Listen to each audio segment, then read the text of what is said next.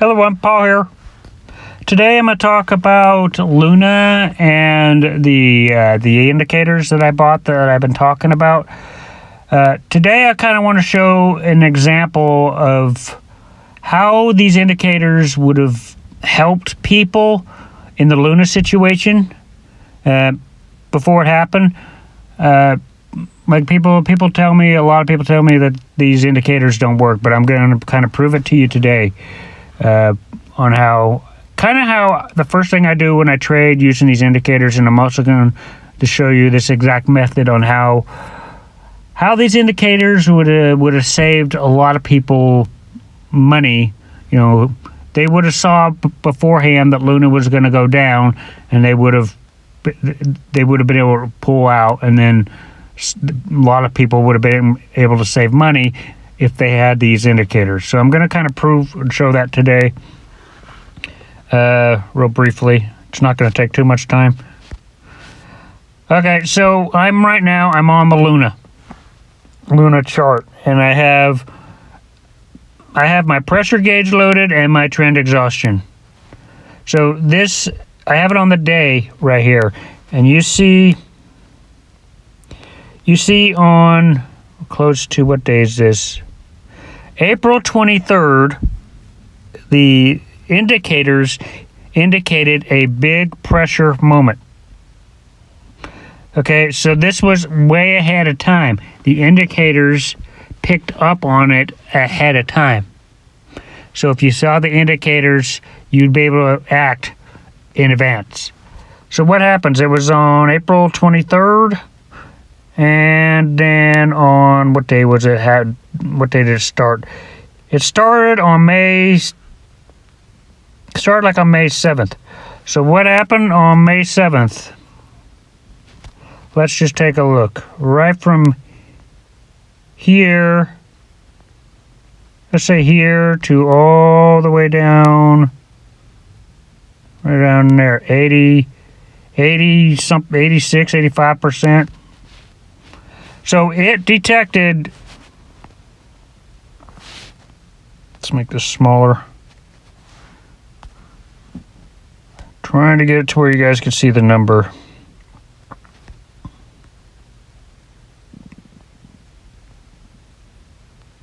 Yeah, about 90%, somewhere around 90%. These indicators indicated it with the pressure gauge.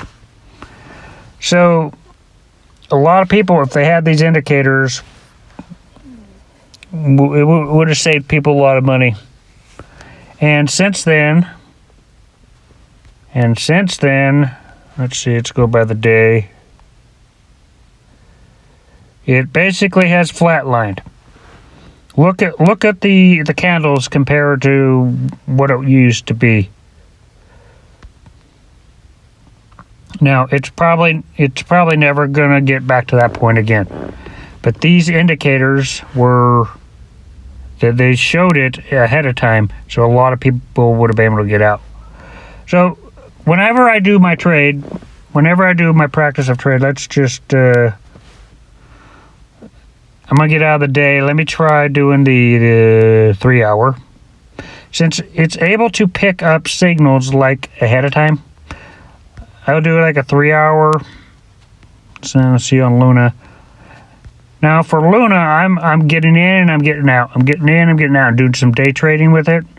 And I actually made $100 last night riding Luna. But the first thing I do before I do any kind of trade is I have the pressure gauge loaded and the trend exhaustion, and I just look for any pressure moments that if it picks up on any pressured moments. I see one right here. So anyway, you see the big pressure moment here, and then let's just use Bitcoin for example here. Let's get out. This is how I trade. This is the first thing I do when I look for signals. The first thing I do is I look for, well, the first thing I ask myself is, okay, is the market down or is it up? You never want to You never want to trade when the candles are going up. You only want to trade when the candles are going down. And the first thing I look for is, the Bitcoin's going up. All right, Bitcoin, yay! Yeah, go to 30K. I hope it stays at 30K. Anyway, you see right here, you may not be able to see it on very clearly, but on the bottom pressure gauge, you see right here, you see a pressure gauge. So the question you got to ask yourself is, when you see the pressure gauge, where is the trend exhaustion? Is it up at the top or is it on the bottom? So if I were to see this, I would get in right here, because I see that trend exhaustion's on the bottom. So what ends up happening after that pressure gauge? It goes up and then it goes down. So it was able to detect when it was going to go up. So let's see if we look for any more pressure gauge moments.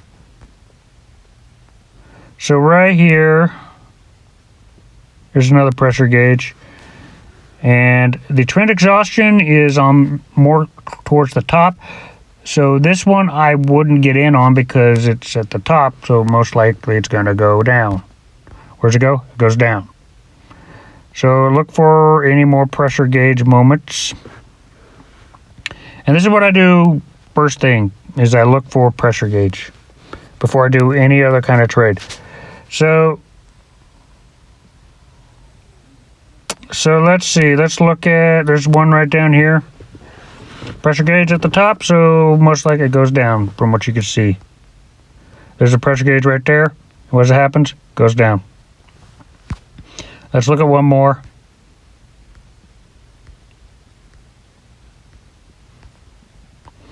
Pressure gauge. Here's a moment right here. See the pressure gauge right there? Kind of small. Can't see it. And then you see trend exhaustion's on the bottom. What ends up happening? Price goes up. So anyway, these indicators could have actually saved a lot of people money if they got involved. Now, I don't talk about these indicators because I'm getting a commission out of it or anything. I'm not getting a commission out of it. I do fine with just the trading and using these indicators. But as you can see in this video, if you guys had used these indicators, you would have been able, it would have saved a lot of people a lot of money. So just keep that in mind. Anyway, I just want to put that out in today's video. If you like this video, hit the like button, hit the subscribe button. I'll see you guys in future videos.